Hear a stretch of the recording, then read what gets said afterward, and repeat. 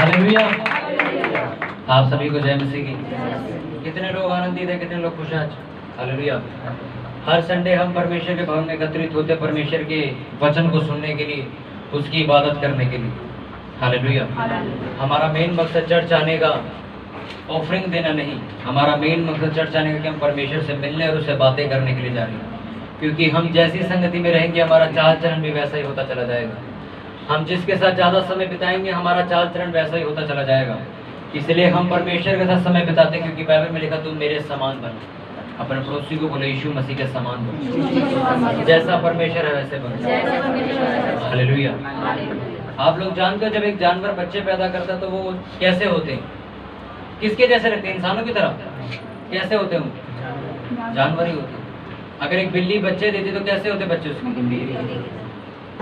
चिड़िया तो नहीं होती उसमें। जब चिड़िया अंडे देती तो क्या बच्चे होते? क्या होते हैं? अंडे क्या होते हैं जब चिड़िया बच्चे देती है? चिड़िया ही होती है।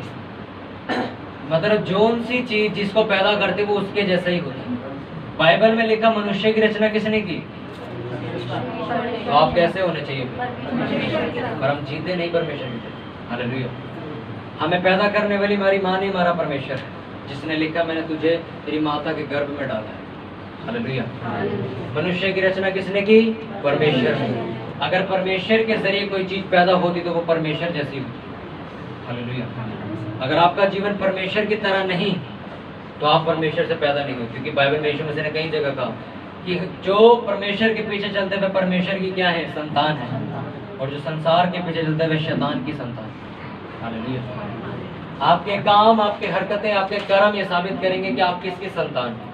परमेश्वर की संतान गुस्से वाली नहीं होती, परमेश्वर की संतान व्यभिचारी नहीं होती, परमेश्वर की संतान शराब पीने वाली नहीं होती, परमेश्वर की संतान झूठ बोलने वाली नहीं होती, गाली देने वाली नहीं होती, परमेश्वर की संतान दूसरों के ऊपर लांछन नहीं लगाती, दोष नहीं लगाती। ये सारी संतानें किसकी हैं? शैतान की। जो परमेश्वर की संतान होती है, जो परमेश्वर के लोग होते हैं, जो उससे पैदा हुए एक्चुअल में, वो लोग पवित्र होते हैं। वो लोग दोष नहीं लगाते, वो प्रार्थना करते हैं। वो लोग चुगली नहीं करते, बात को खत्म करते हैं। वो लोग गालियां या गुस्सा नहीं करते, वो लोग नम्रता से झगड़े को खत्म करते हैं। हालेलुया। अगर आपके अंदर ये चीजें नहीं तो आप शैतान की संतान। हालेलुया। परमेश्वर की संतान को बाइबल ऐसा बताती है जिसके अंदर परमेश्वर का बीज बना रहता है वह क्रोध और पाप कर ही नहीं सकता। अगर आप पाप कर रहे हो तो यानी कि आपके अंदर परमेश्वर का बीज है ही नहीं। हालेलुया। आपके घर में है कोई ऐसा? सबके घर में होगा, हाथ तो ना उठाएगा। वो परमेश्वर की ओर से नहीं। वो नाम के मसीह हो सकते हैं पर वो परमेश्वर की ओर से नहीं। हालेलुया। मसीह में बहुत आगे जब मैं बढ़ चुका था तो 2-2.5 साल बाद, यानी कि समझ लो पिछले साल, क्योंकि 4 साल मुझे मसीह में आए हुए, मेरे मुंह से एक गाली निकली। कोई बहुत बड़ी थी, छोटी सी गाली निकल गई थी गलती से किसी वीडियो को देखते टाइम। आपको पता मेरा पूरा हफ्ता मैं सोच के गुजार रहा था कि मैंने करा क्या है। जब आप परमेश्वर के साथ ज़्यादा समय बिताते हो, आप एक गलती करो आप सो नहीं पाओगे चैन से। और कुछ मसीह लोग ऐसे अपने घरों के अंदर गाली गलौज करते हैं, हाथापाई करते हैं और वह बड़े आराम से वर्शिप भी करते हैं। वो परमेश्वर का बीज नहीं है उनके अंदर, वो टेक्निक लगा रहे हैं सेवा करने की। जो लोग टेक्निक से सेवा करते हैं उनकी सेवा ज़्यादा नहीं। आपने कुछ पास्टर देखे होंगे जो व्यभिचार भी करते हैं और व्यभिचार के ऊपर प्रचार भी कर देंगे। वो टेक्निक है। बहुत सारे ऐसे मेरे साथ मेरे को पास्टर टकरे थे जो खुद भी व्यभिचार में है और व्यभिचार के ऊपर प्रचार भी कर देते हैं कि पवित्र। सोचो कैसे कर रहे हैं वो लोग। उनके पास टेक्निक है उसे प्रचार करने की, वो दिमाग से चल रहे हैं। आत्मा तो कब की खत्म हो चुकी है उनके अंदर, क्योंकि आत्मा जब भी आपके ऊपर आएगा या आपके अंदर रहेगा वो आपको गिल्टी महसूस करवाएगा कि आपने क्या किया। मानते हो कि नहीं मानते? पवित्र आत्मा जब आता तो पश्चाताप लेके आता है। हालेलुया। जिस इंसान के अंदर पवित्र आत्मा नहीं होगा ना वो लाख गलतियां कर लेगा, उसे कोई फर्क नहीं पड़ेगा। अरे सही चल रहा हूँ, अरे कुछ नहीं हो, समझ जाओ उसको पवित्र आत्मा छोड़ के जा चुका, इसको पश्चाताप का कुछ नहीं पता। और जिसके अंदर पवित्र आत्मा सदा के लिए रह रहा है वो एक गलती करेगा उसको नींद नहीं आएगी रात को कि मैंने क्या किया। हालेलुया। अपने पड़ोसी को बोलो परमेश्वर का आत्मा, बोलो अपने पड़ोसी को, बोलो बोलो परमेश्वर का आत्मा, परमेश्वर का बीज अगर तुझ में बना रहे तो बाइबल बताती है वो इंसान पाप कर ही नहीं सकता, कर ही नहीं सकता। आमीन। हालेलुया। कितने लोग तैयार आज का वचन सुनने के लिए? बाइबल निकालो सभी जन। हम सब वचन में चलेंगे। उत्पत्ति की पुस्तक उसका 19 उसका 14 हम पढ़ेंगे। जेनेसिस चैप्टर 14 है 19 वर्स 14 निकाल लो सभी जन।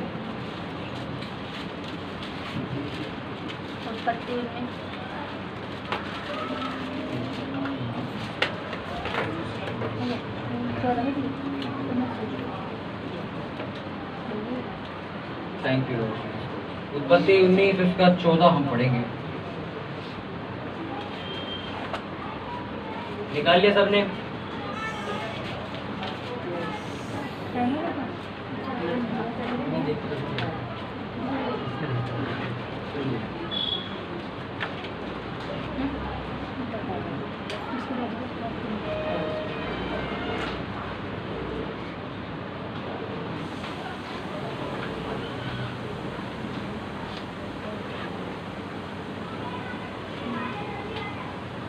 हालेलुया। उत्पत्ति 19 उसका 14। तब लूत ने निकलकर अपने दामादों को, जिनके साथ उसकी बेटियां की सगाई हो गई थी, समझा के कहा, उठो इस स्थान से निकल चलो, क्योंकि यहोवा इस नगर को नष्ट करने पर है। पर वह अपने दामादों की दृष्टि में ठट्ठा करने वाला जान पड़ा। जब पौ फटने लगी तब दूतों ने लूत से जल्दी करने को कहा और बोले, उठ अपनी पत्नी और दोनों बेटियों को जो यहाँ है ले जा, नहीं तो तू भी इस नगर के अधर्म में भस्म हो जाएगा। पर वह विलंब करता रहा। इस पर उन पुरुषों ने उसका और उसकी पत्नी और दोनों बेटियों के हाथ पकड़े, क्योंकि यहोवा की दया उस पर थी, और उनको निकालकर नगर के बाहर कर दिया। और ऐसा हुआ कि जब उन्होंने उनको बाहर निकाला तब कहा, अपना प्राण लेकर भाग जा, पीछे की ओर ना ताकना और तराई भर में ना ठहरना, उस पहाड़ पर भाग जाना, नहीं तो तू भी भस्म हो जाएगा। हालेलुया। दूतों ने लूत को क्या कहा? अपना प्राण लेकर भाग जा। लिखा कि नहीं लिखा? बाइबल ऐसा बताती, जब लूत को पता लगा कि ये सदोम और अमोरा खत्म होने वाला, जहां वो रहता था, जिस गांव में, जिस देश में, उसको परमेश्वर आग फेंक के खत्म करने वाला है, पर तू ही इकलौता ऐसा आदमी जो यहाँ पे धर्मी इंसान है, इसलिए जितना जल्दी हो सके यहाँ से निकल जाए, मैं नहीं चाहता तू मरे। ये परमेश्वर ने उससे बात की। और जब उसे जाने के लिए कहा, वो कहाँ गया? कहाँ गया वो? अभी पढ़वाया मैंने, दामादों के पास। बाकी लोग सो रहे हो क्या? हालेलुया। कहाँ गया वो? अपने फैमिली वालों के पास भाग गया। क्या करने के लिए? क्या करने के लिए गया था? मोहिनी क्या करने के लिए गया था? बताओ बताओ। अभी मैंने पढ़ा, अभी लोगों को याद नहीं। आप सोचो जब यीशु मसीह आएगा तो क्या होगा लोगों का? कितने लोग सोचते हैं मैं यीशु मसीह के साथ चला जाऊंगा जब अंत में आएंगे? कोई गारंटी दे सकता है क्या मेरे को?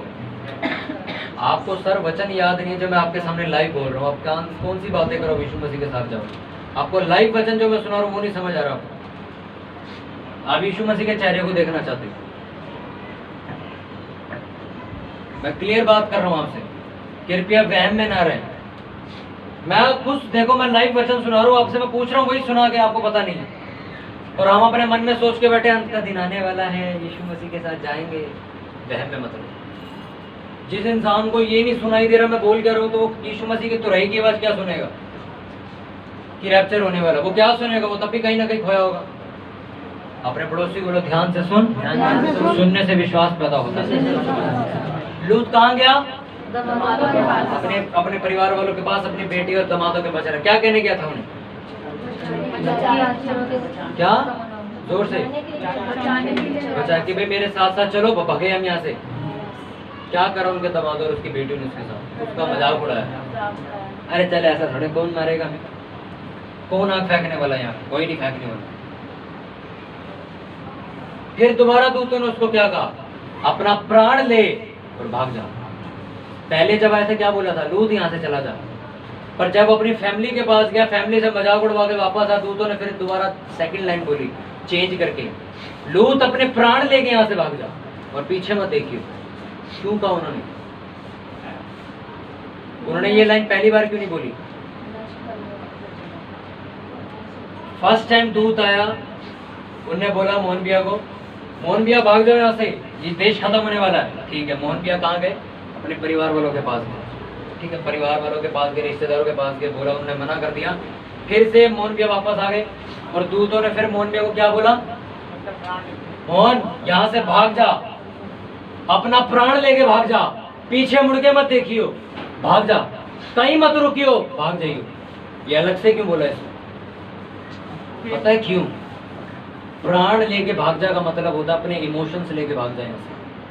उसके अगर इमोशंस वहीं रहते वो भी मरता वहां, उसकी भावनाएं जुड़ी हुई थी अपने परिवार के साथ। प्राण का मतलब होता है सोल, इमोशंस, भावनाएं, फीलिंग्स। दूतों ने उसको बोला अपनी भावनाएं उठाओ, यहां से भाग जाओ। और क्या बोला? पीछे मुड़ के मत देखो। उसको फर्स्ट टाइम में आके नहीं बोला क्योंकि उन्हें नहीं पता था इमोशनल आदमी है ये। पर जब उन्हें पता लगा ये इमोशनल आदमी मरेगा, उन्होंने बोला अपनी भावना भूवना उठाओ, यहां से भाग जाओ। हालेलुया। आपको समझ आ रही मेरी बात?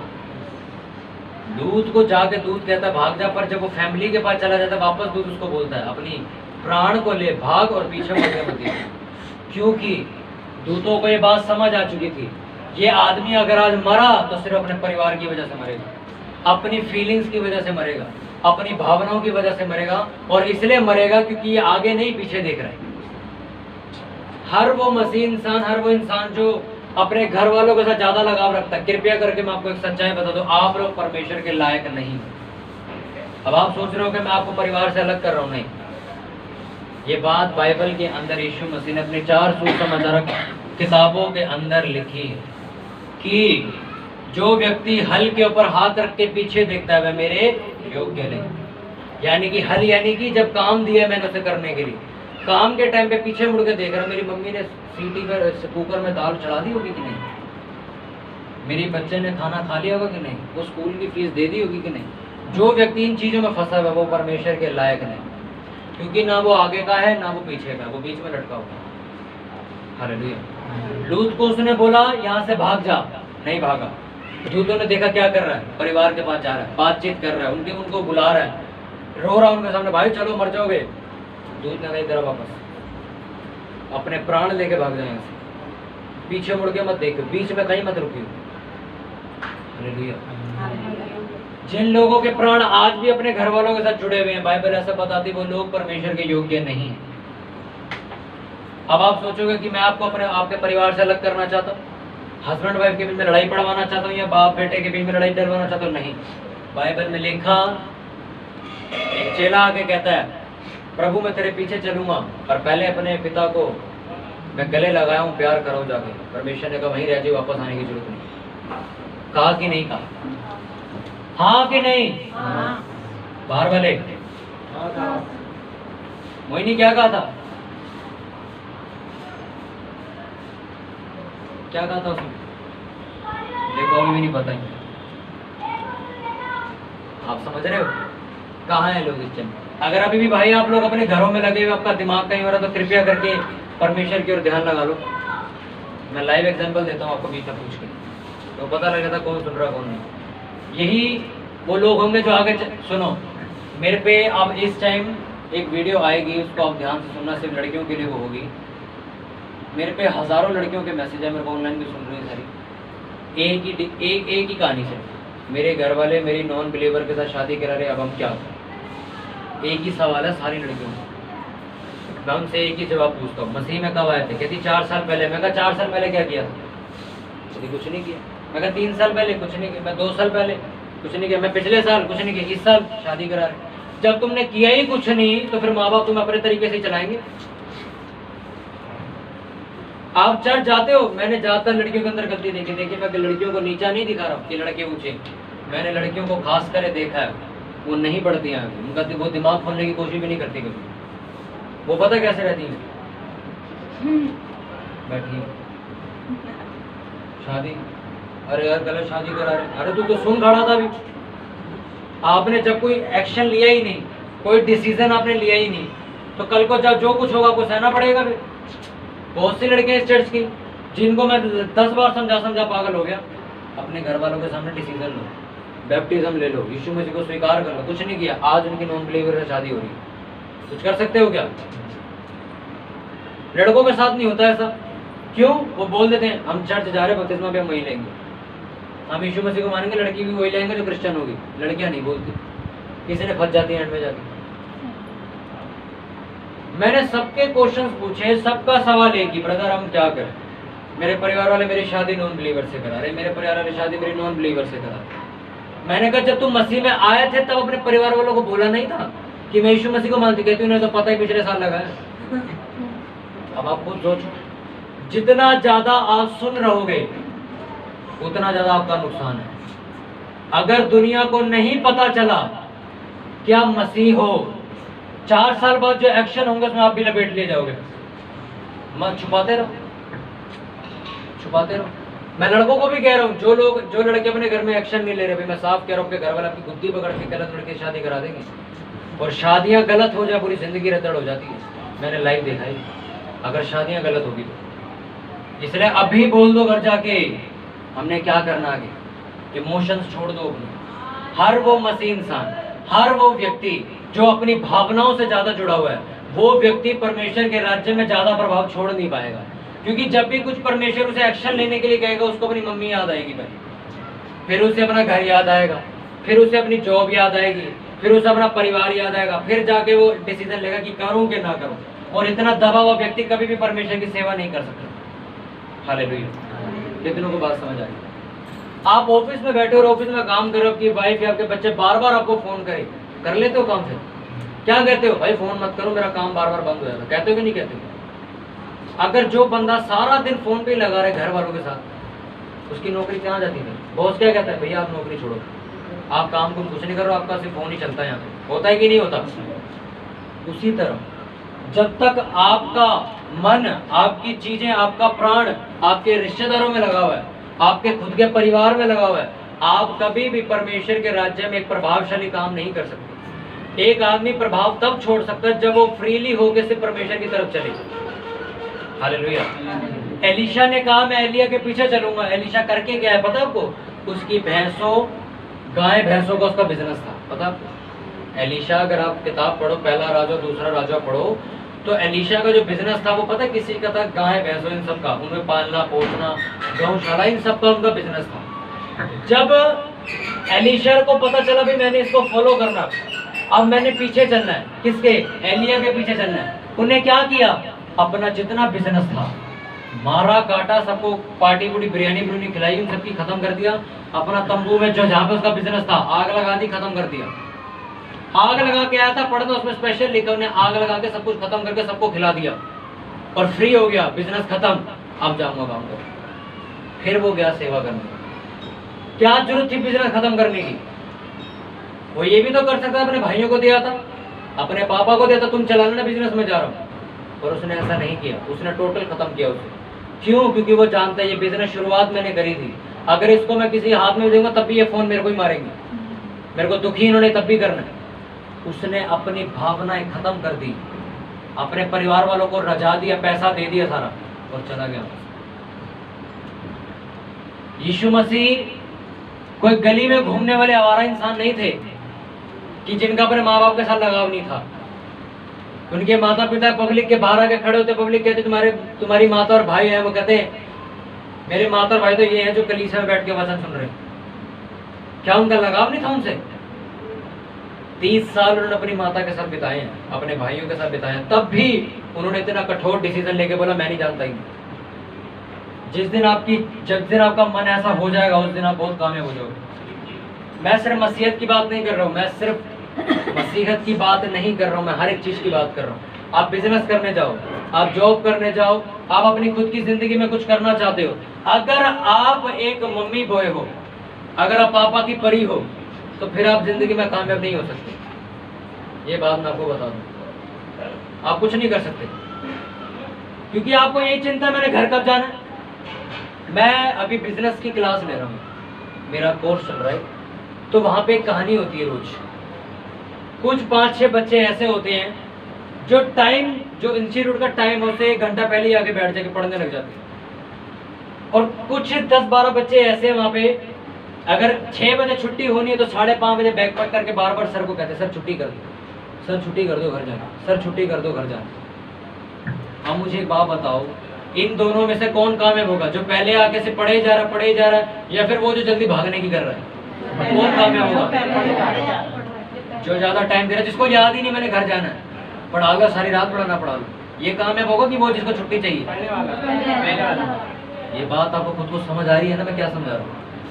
उसी तरह जिनको घर जाने की जल्दी है, जिनको काम करने की जल्दी है, फटाफट प्रेयर खत्म करी, 15 मिनट किसी तरह गुजारे, फटाफट गाड़ी स्टार्ट करी, जॉब पे चले गए, वो कुछ नहीं कर पाएंगे जिंदगी। ये वचन मुझे परमेश्वर ने दिया, मैं आपको दे रहा हूँ।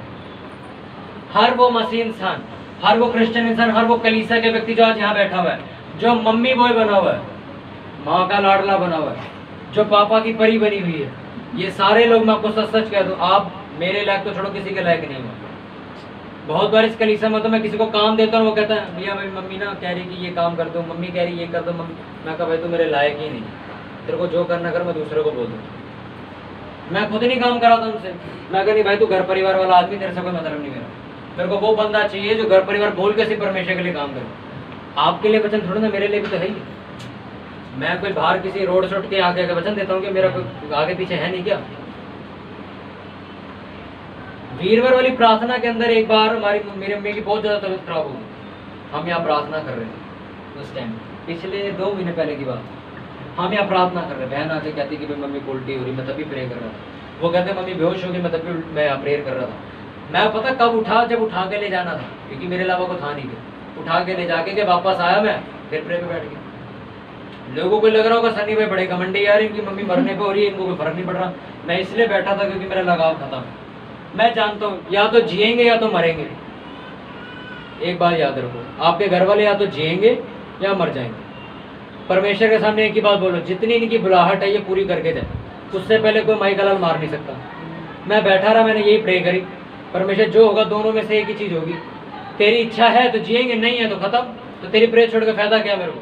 तूने अपनी मर्जी पूरी करनी है। मैं बैठा रहा, मेरे अम्मी आज भी जिंदा है, मैंने प्रेयर भी नहीं छोड़ी। एक बात सुनो मेरी, जब आप प्रेयर में से उठ के फोन उठाने चले जाते हो, कौन से ऐसे महान स्वर्गदूत का फोन आता मुझे भी बताओ? किसी स्वर्गदूत का फोन आता तो बताओ। हम जैसी मैसेज आता फटाफट चेक करते हैं उसे। जिन लोगों का ध्यान पीछे की तरफ लगा हुआ है, दूत को क्या बोला दूत ने? भाग, पीछे मत देखियो। दूत की बीवी क्या करती है? मेरी नंद आई कि नहीं आई? तू यहीं सड़, उसको वहीं खड़ा, अभी भी वहीं खड़ी है वो। आप इजराइल कभी घूमने जाओगे ना, परमेश्वर आपको इतना आशीषित करे, आप इजराइल जब घूमने जाओगे आप देखना वो खंबा आज भी बना हुआ है नमक का, वो खंबा आज भी वहीं का वहीं है। वो उसकी बीवी तब भी खड़ी, मेरी नंद यहीं, वो अभी भी नंद को देख रही है अपनी। जो लोग अपने पीछे देखने बैठे, मेरा पापा आ रहा है नहीं आ रहा, मेरा भाई आ रहा है नहीं आ रहा, वो वहीं देखते रह जाएंगे। हालेलुया। एक बात याद रखो, आप अपने घर से आ गए, विरोध सह के आ गए ना, आपको कोई मार सकता है ना कोई मार सकता है। चलते रहो आगे पीछे, मुड़ने को किसने कहा है? आपकी बीवी आपका सपोर्ट नहीं कर रही, आप मसीह में ज्यादा हो और वो कम है, तो नो प्रॉब्लम, बैठी रहे पीछे, मेरा क्या जा रहा, मेरे को तो जमने था। जो बीवी का पन्नू पकड़ के बैठ गया, नहीं नहीं नहीं नहीं नहीं, वो तो है खराब, तुम भी खराब हो जाओगे। मेरा एक जिंदगी में बहुत अच्छा असूल है, आप पहला शमूल पढ़ोगे ना, आपकी सारी सोच खत्म हो जाएगी कि आपका परिवार मसीह में हो चाहे ना हो, उससे क्या फर्क पड़ता है। एली याजक को जानते हो? शमूल याजक को जानते हो? इनके बच्चे इनके हक में नहीं थे। पढ़ के देखना पहला शमूल। उनके बच्चे मंदिर के अंदर आने वाली लड़कियों के साथ व्यभिचार करते थे, लोगों से ब्याज खाते थे, लोगों के ऊपर दुष्टता दिखाते थे। और एली कौन था? परमेश्वर से प्रार्थना करने वाला व्यक्ति, बिल्कुल ईमानदार बंदा, और बच्चे सारे 2 नंबरी। अब एली क्या बोले? मैं नहीं करता प्रेम, मेरे बच्चे खराब है। ये बोला उसने? मैं नहीं करता परमेश्वर की सेवा, मेरे बच्चे खराब है। उसने पता क्या बोला? मेरे बच्चे जो भी होते रहे, परमेश्वर मैं तो तेरे साथ बैठा ही रहूंगा। उसने अपने बच्चों को ना चुन के शमूएल को चुन लिया। शमूएल ने जब शाऊल को चुना तो शाऊल खराब हो गया, शाऊल को हटा के दाऊद को चुन लिया। चुना कि नहीं चुना? क्या रुका कोई किसी के लिए? जो व्यक्ति आगे बढ़ रहा है वो आगे बढ़े। अगर आपको लगता है आपका हस्बैंड इतना ज्यादा मसीह में नहीं है और आप मसीह में ज्यादा हो, स्विच बंद करो उस चैनल का और आगे चलो, तुम्हारा कोई मतलब नहीं उससे। अगर तुम उसके चक्कर में बैठे रहे, तुम अपनी जिंदगी गवा दोगे। एली जब प्रार्थना करता था, उसको पता लगता था मेरे बच्चों ने व्यभिचार किया, तो क्या करता था? प्रेयर बंद कर देता था। यहोवा के आराधनालय में सेवा बंद कर देता था।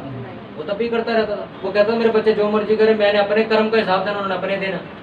आप अपने माँ बाप के हिसाब दे सकते हो क्या? आप अपना ही दे दो, बहुत है। हालेलुया।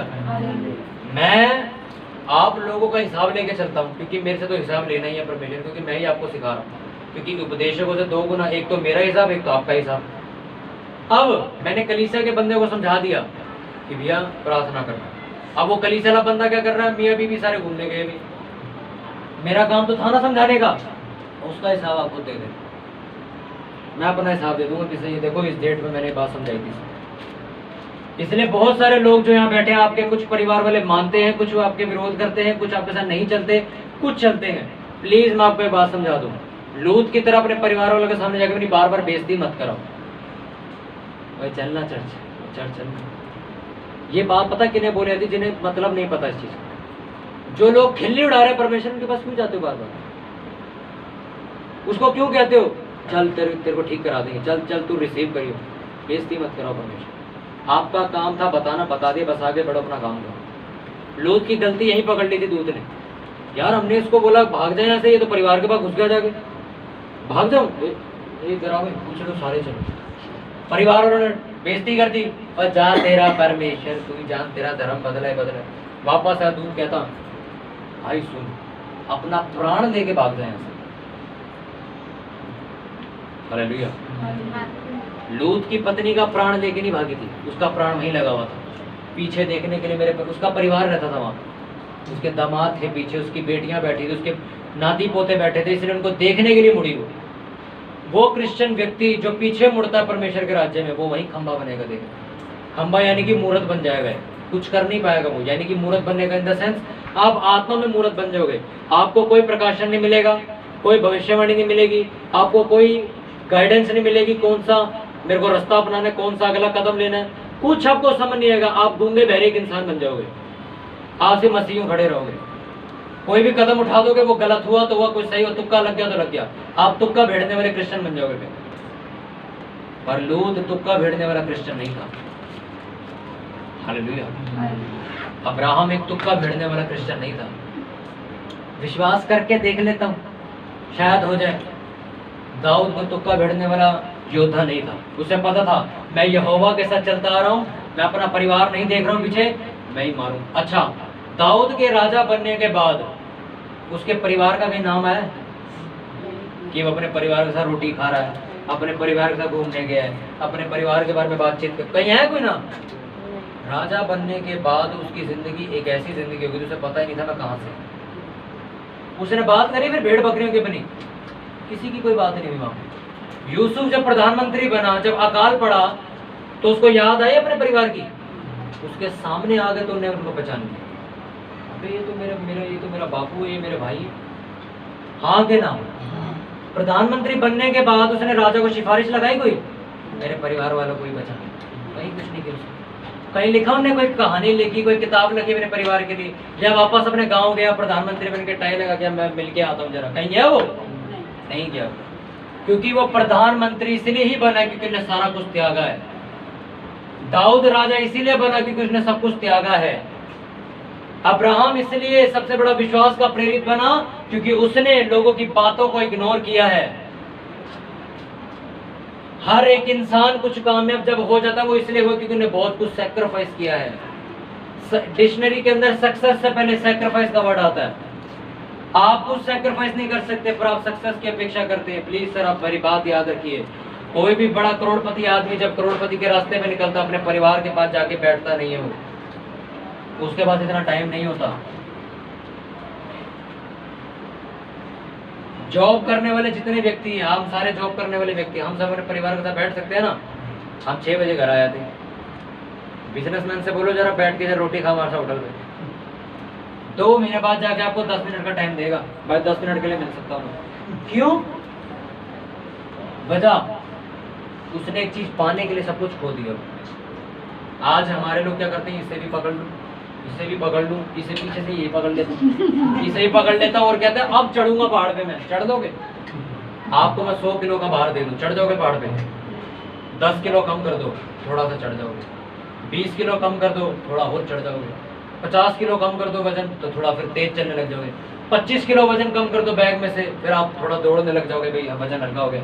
आपका पूरा 25 किलो वजन उठा के फेंक दिया मेरा, तुम खाली हो, चढ़ोगे कि नहीं चढ़ोगे चोटी पे? तो फिर आप यही एग्जाम्पल अपनी जिंदगी में याद रखें, जितनी ज्यादा भीड़ अपने साथ रखोगे उतनी ज्यादा ऊपर नहीं जा पाओगे। जितने हल्के रहोगे, अकेले रहोगे, छुटे रहोगे पीछे से, उतना तेज निकल पाओगे आप। हालेलुया। जब रेसर, जब एथलीट भागता है, जब दौड़ होती है ओलंपिक में, पता जब उसकी तैयारी की जाती है, पता क्यों, कैसे तैयारी होती है? उसके पीछे टायर बांध देते हैं रस्सी से, और उसके पैरों में पता क्या बांधते हैं? पत्थर या वजन वाली लोहेली चीज बांध देते हैं, और उसको बोलते हैं रेत में भाग। रेत में भाग नहीं सकते आप, उसको कहते हैं रेत में भागा। इसका मतलब पता है क्यों?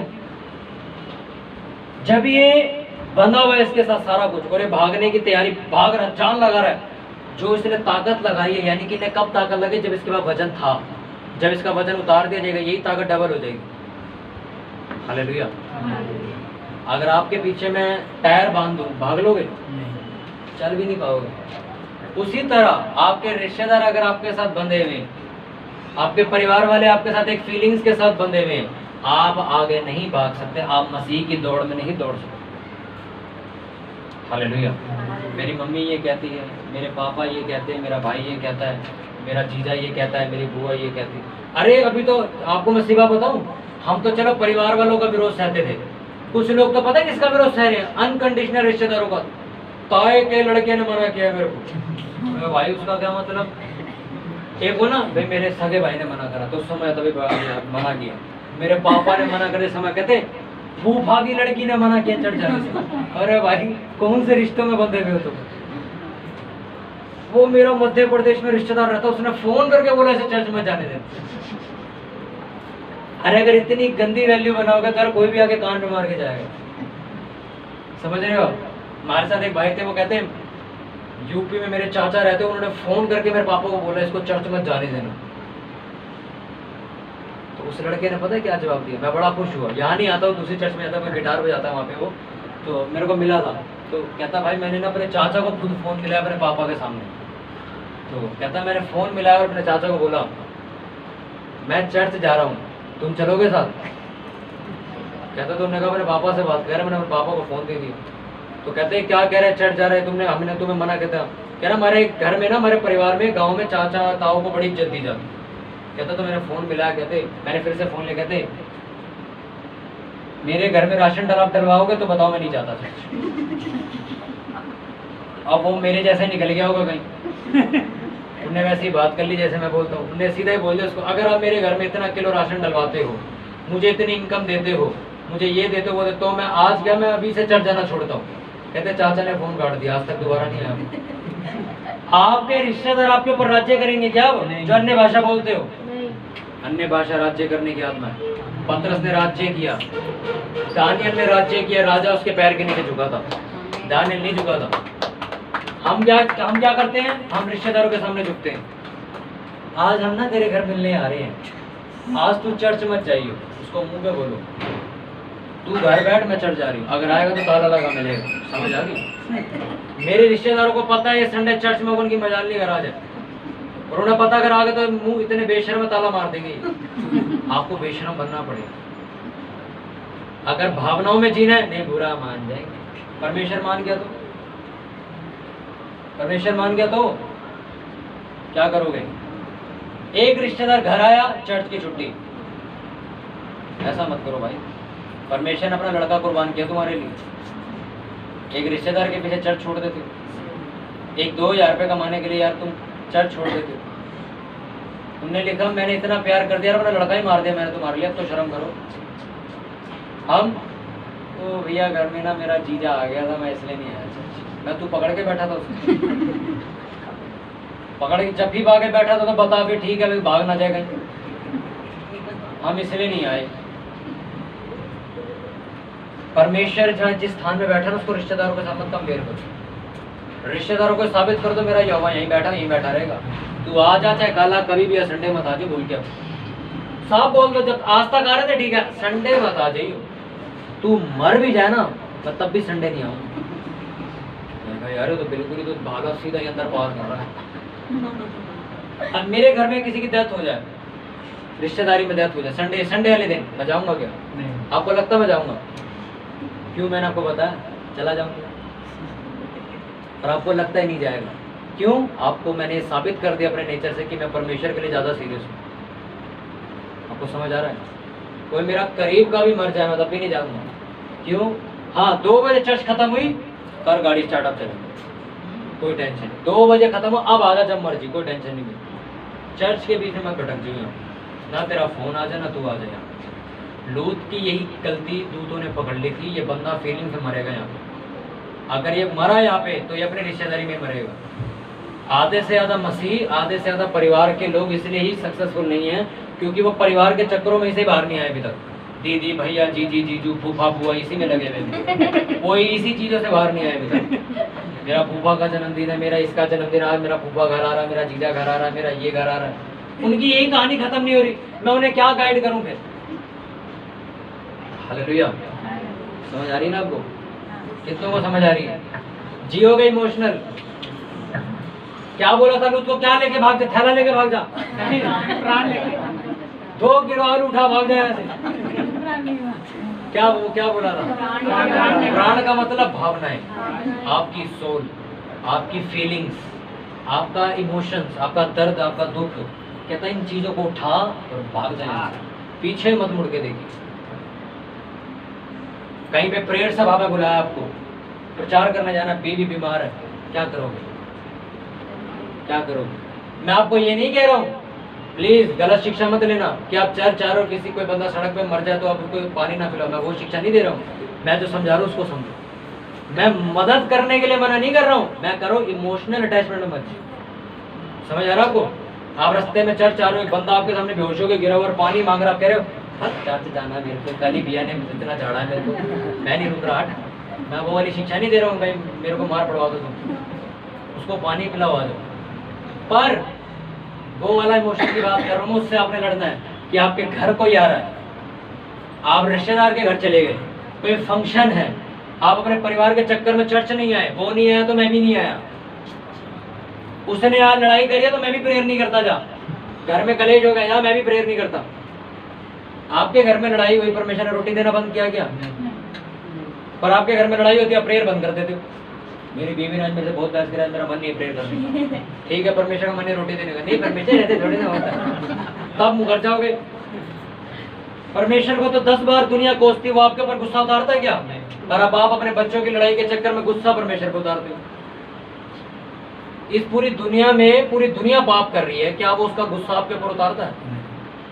उसने आज सिगरेट पी, कान पीस के मार, कभी हुआ ऐसा? पर हम करते हैं क्योंकि हम इमोशनल ज्यादा है। हम इमोशनल ज्यादा है। इमोशनल व्यक्ति कभी आगे बढ़ नहीं सकता, ना कभी कामयाब हो सकता है। जिन आदमियों को काम पे जाना चाहिए, अगर वो बीवी के चक्कर में प्यार मोहब्बत में घर ही बैठ जाए, रोटी खा लो फिर सारे, फिर प्यारी खाओ बैठ के,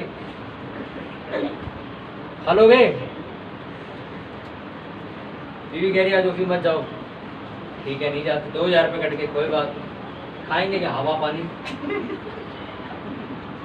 अगर वो बंदा इमोशनल हो जाए तो घर चल जाएगा क्या? उसी तरह अगर हस्बैंड बोल दे आज खाना मत बना, बीवी नहीं बनाती खाना, आप खाओ, खाओ क्या? अरे खाना तो चाहिए, फिर भी मैंने तेरे को मनाने के लिए नहीं, मनाने के लिए मना कर दिया, इमोशनल हो गए अब खाना कोई भी नहीं खाएगा। अब निकालो जेब से 500 की पत्ती, जाओ उठा के। हालेलुया। समझ आ रहा आपको मैं क्या समझा रहा हूँ? Emotional Christian. समझ आप तो कंफ्यूज नहीं होगी इन चीजों में। बहुत सारे लोग मेरे से पूछते हैं कि भैया आज हमें यहाँ जाना क्या करना चाहिए, आज हमें यहाँ जाना क्या करना चाहिए। आपको समझ आ गया होगा? कुछ भी करो, कहीं भी जाओ, प्राथमिकता परमेश्वर होनी चाहिए। जाने से पहले सोच लो परमेश्वर का टाइम निकलेगा कि नहीं। भाई मेरी प्रेयर का टाइम खराब हो जाएगा, मैं नहीं आ रहा। कई बार करता हूँ ऐसा। मेरा एक दोस्त था, बहुत अच्छा दोस्त था, वो बिल्कुल साफ सुथरा दोस्त है, काम करता हो, दुकान खोलने वाला थोड़े दिनों में। उसके पार्टी थी बर्थडे की, तो रात को आया जॉब से, कहता भाई चलते हैं कहीं, तो मैंने हाँ कर दी, मैं चलो चलते हैं। बाद में मैंने देखा, मैं कहा भाई टाइम तो आते थे लेट हो जाएगा अपन, क्योंकि ऐसा नहीं है कि 11 बजे प्रे शुरू करें तो 10:55 मेरे घर छोड़ दें, थके हुए मैं कैसे प्रे कर लूँ। मैंने कहा भाई कम से कम 1 घंटा पहले आना पड़ेगा, क्योंकि थकावट में तो प्रेयर होगी, यानी कि अपन को तो टाइम मिलेगा नहीं। मैं कहा भाई मैं नहीं जा रहा, फिर किस दिन खाना। हालेलुया। कहीं भी जाने से पहले, कोई भी मीटिंग बुक करने से पहले सोच लो मेरे परमेश्वर का स्थान तो नहीं बिक जाएगा, कहीं के साथ समझौता तो नहीं हो जाएगा। कोई रिश्तेदार आपसे कह रहा है ओए मैं आ रहा हूँ संडे को, नहीं होल्ड पर डाल दो, 11 बजे जाएंगे, 2-2:30 बजे, 4 बजे आई हुए घर। अरे पागल यार, सुबह सुबह आएंगे रात तक बैठेंगे, नहीं कोई जरूरत नहीं हमारे घर आने की, 4 बजे आना तो आओ। अगर आप आओगे तो भैया आप अकेले घर बैठना, हम चले जाएंगे। उस इंसान को एक बार में समझ आ जाए कि आदमी परमेश्वर को लेकर बहुत सीरियस है। अगर आपके रिश्तेदारों को लगा कि आप सीरियस नहीं हो तो वो कहां से मसीह में आ जाएंगे, क्योंकि लिखा तेरा चरित्र तेरा चाल चलन देख के तेरे लोग बचाए जाएंगे। आप ही प्रेयर नहीं करते, आपकी बीवी खाक करेगी आपको देख के प्रेयर। हालेलुया। अपने घर वालों के लिए एक आदर्श बन जाओ, लिखा है आपको देख देख के लोग प्रेयर करें। हालेलुया। हम जितने मर्जी थके हो, अगर रात को ज्यादा थक गए तो सो जाते हैं, कोई चक्कर नहीं। सुबह 3:30-4 बजे उठ के प्रेयर करो, 7-8 बजे तक प्रेयर। अगर नहीं थके हो तो रात को करो प्रेयर, थक गए हो तो सुबह करो प्रेयर। समझ आ रही है आपको? आपके घर वालों को लगना चाहिए बंदा प्रेयर नहीं छोड़ेगा। मेरे घर वाले कल कह रहे थे मेरे को, मैं रात को जल्दी सो गया, एक पिछले संडे भी शायद सो गया था मैं पिछले 2-3 हफ्तों से मैं भोर की प्रार्थना कर रहा हूँ, सुबह 4 बजे की, सुबह 4 से लेके सुबह 7 बजे तक मेरी ये प्रेयर मैं कर रहा हूँ। मेरे को अच्छा लग रहा थोड़ा, तो मैं कर रहा हूँ, तो मेरे घर वालों को लगा ये सो गया रात को यार, इन्हें प्रेयर नहीं करी, कल चर्च है। सुबह 3:30-4 बजे मेरा अपर उठा दिया मेरे को, मेरा अलार्म बजना था, थोड़ी देर बाद पहले उठा दिया। मैं उठा, मेरा अलार्म की क्या वेट करनी, फिर तो एक ही बार अलार्म बजेगा, 10 बजे सो गए तो मैं उठ के प्रेयर करने आ गया। आया मैं 8 बजे तक मैंने प्रेयर करी, 7-7:30 बजे मैं जाके मेरी आंखें भरी, मैं सो गया क्योंकि प्रचार भी करना है। घर वाले उठे बाद में, मेरी प्रेयर भी खत्म हो गई, नींद भी खत्म हो गई, फिर उठे मेरे घर वाले, ये प्रेयर करने नहीं गए, कहते जब तू कराटे ले रहा था करके भी आ गया। अपने घर वालों के लिए आदर्श बनो। कोई प्रेयर करे चाहे ना करे, तुम तो करो, क्योंकि देखो अगर मुझे कामयाब होना है तो मैं अपनी मम्मी का सर नहीं खा सकता। मम्मी मेरे लिए प्रेयर करो, मैंने कामयाब होना। अरे तू खुद कर ले। लूत की कमी क्या थी? वो भागने के बजाय कहाँ गया? परिवार के पास। आपको परिवार के पास नहीं जाना। मैं आपसे ये नहीं कह रहा हूँ अपने परिवार के साथ मत बैठो, बातचीत मत करो, घूमो फिरो, नहीं। मैं बात कर रहा हूँ परमेश्वर की और उसकी, कि जब दोनों में फैसला लेने की बात आए तो किसकी सुननी है? आपके बच्चे कह रहे हैं मम्मी बपतिस्मा मत लो, क्या करो? क्या करोगे? आपके बच्चे कह रहे मम्मी आज एक संडे है कुतुब मीनार घूम के आती, चलो, क्या करोगे? उसको पता क्या बोलो? तुम जाओ हम चर्च जाके। यार सही बात है, ये भी चर्च है, हम भी चर्च चलते हैं। आपने लोगों को फॉलो नहीं करना, लोग आपको फॉलो करेंगे। आमीन। मित्रों को बात समझ आएगी। आज के बाद हम में से कोई इमोशनल नहीं रहेगा। हालेलुया। प्रेयर का टाइम चल रहा है, प्रेयर का टाइम, कोई मर जाए चाहे जी जाए, आपने प्रेयर करनी, क्योंकि प्रेयर में ही बंदा ठीक हो जाएगा। प्रेयर छोड़ के जाओगे क्या कर लोगे? तुम कर लोगे कुछ? परमेश्वर कर सकते हैं, इसलिए परमेश्वर के पास बैठ जाओ जाके। अपने हाथों को उठाओ सब जान, मेरे सामर्थ्य पिता परमेश्वर, तेरा फजल जो हमारे ऊपर हुआ है मेरे पिता परमेश्वर की। मेरे पिता, बाइबल ऐसा बताती है, लूत को दूतों ने कहा अपने प्राण लेकर भाग जा और पीछे मुड़ के मत देखना। मेरे पिता आज मैं प्रार्थना करता हूँ, जिन जिन जगहों पे मेरे प्राण जुड़े हुए हैं, मेरे इमोशंस जुड़े हुए हैं, मेरी भावनाएं जुड़ी हुई हैं, आज मैं भावनाओं को, संसारिक भावनाओं को तोड़ता हूँ यीशु मसीह में। और मेरे पिता मैं तेरे रास्ते पर चलता हूँ। मैं मेरे पिता परमेश्वर इमोशनल नहीं, स्पिरिचुअल क्रिश्चियन बनूंगा। मैं भावनाओं के द्वारा चलने वाला नहीं, आत्मा के द्वारा चलने वाला मसीही बनूंगा। जैसा तू कहेगा मैं वैसा करूंगा मेरे पिता, जैसा लोग कहेंगे वैसा नहीं, जैसा तेरी आवाज है, जैसा तेरा वचन मुझे कहेगा मैं वैसा करूंगा। मेरे खुदा प्रभु यीशु के नाम में प्रार्थना मांगता हूँ, आमीन। जोर से बोलो हालेलुया,